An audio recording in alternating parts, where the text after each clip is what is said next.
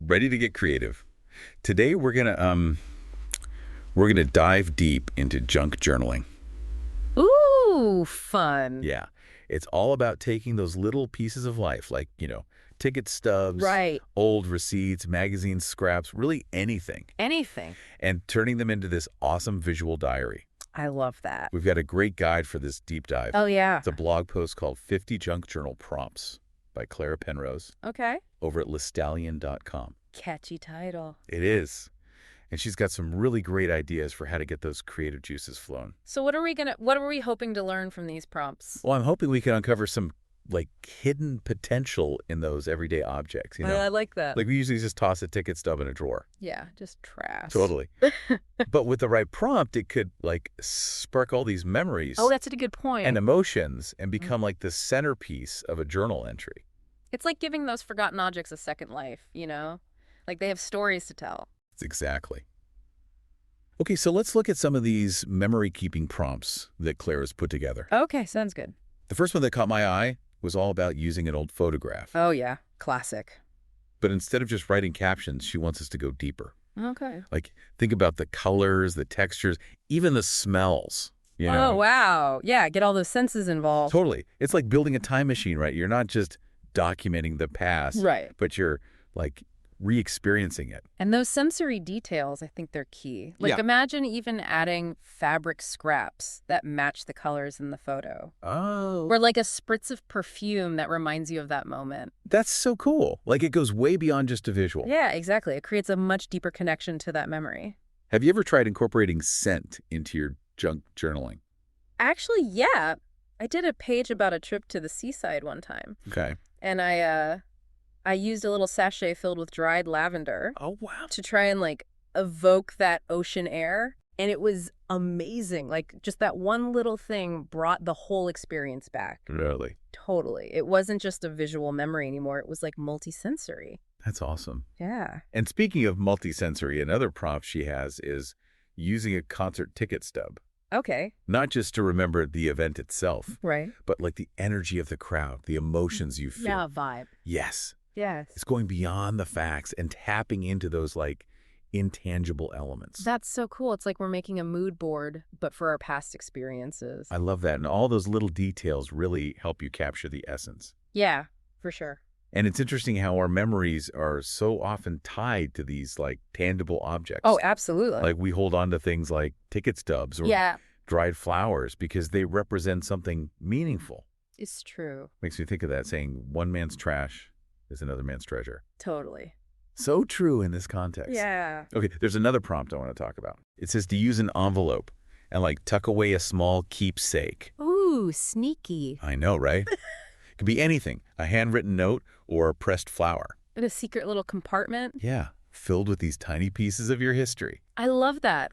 It creates these layers of meaning. Yes, it's not just about what's on the surface. Right. It's about those hidden gems that, you uncover as you go through the pages. It's like you're inviting the reader to uncover those secrets with you. Oh, that's such a cool way to think about it. Right. Become a part of your story. So we've talked about preserving the past. Yeah. But junk journaling is also about expressing yourself, right? Oh, absolutely. In the present moment. Right now. Yeah, these prompts aren't just about reminiscing. Right. They're about tapping into your current emotions, letting your creativity flow. And speaking of creativity, Yeah. these next few prompts are all about being playful and experimental. Oh, fun. One suggests making a collage with colorful paper and fabric scraps. I love that. It makes you think about texture and color as a language for expressing your mood. It's like creating an abstract self-portrait almost. Interesting. Yeah, you're not literally, depicting yourself. Right. But you're using those materials to represent your inner landscape. And the way you combine all those things can reveal a lot about how you're feeling right then. Yeah. It's funny, I've always loved collaging, Me too. but I never thought about it in those terms. Interesting. Right. Yeah. It makes me want to go back and look at my old collages with a fresh perspective. I know. Same here. It's amazing how just a simple prompt can shift your whole approach to art. Totally.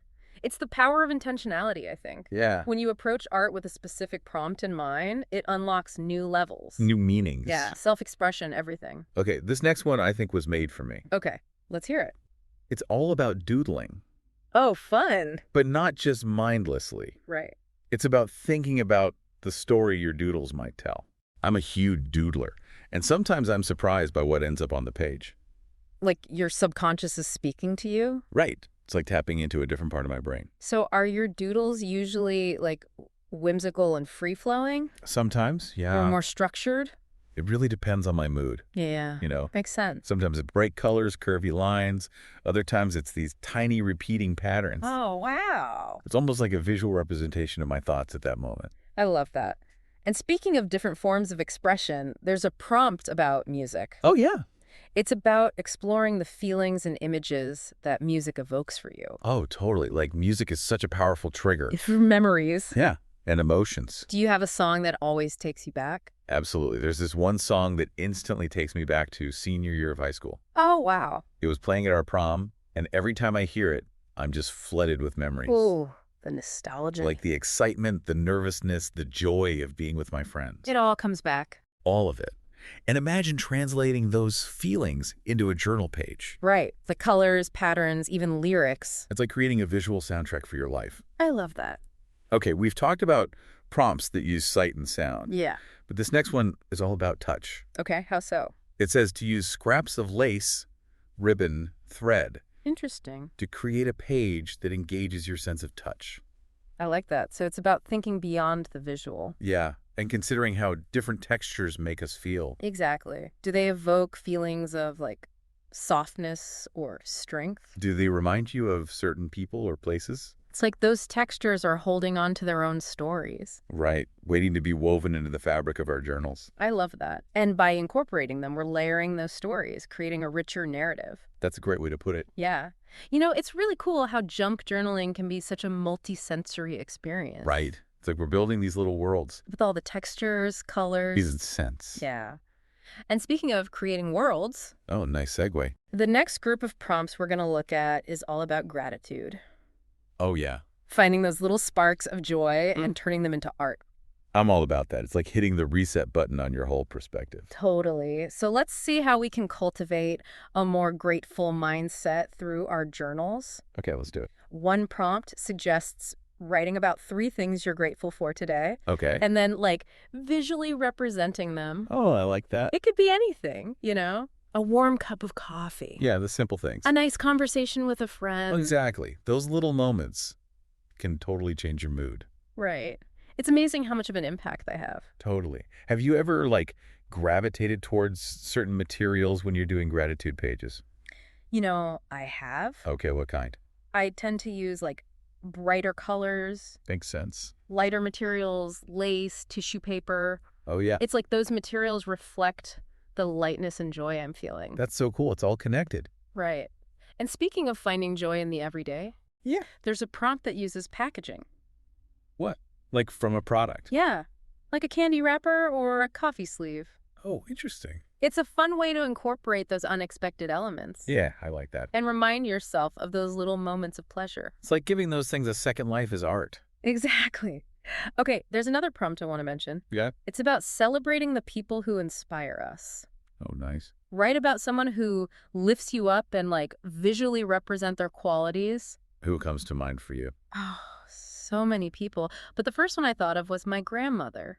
Oh, wow. She was this incredible artist, a total free spirit, I love that. always encouraged me to be creative and experiment. Sounds like she had a big impact on it. She really did. And I think that's why this prompt speaks to me so much. Yeah, it's about honoring those who shaped our creative journeys. And carrying their inspiration with us. Love that. Okay, what else? There's one that uses a pressed flower to symbolize personal growth. Ooh, I like that. The delicate beauty of a flower preserved through time. Right. It's such a beautiful metaphor. Totally. Like we go through periods of growth and transformation too. We face challenges, learn lessons, and come out stronger. I love that. It makes me think about those times I felt stuck creatively. Yeah. And looking back, those challenges helped me grow. It's all part of the journey, right?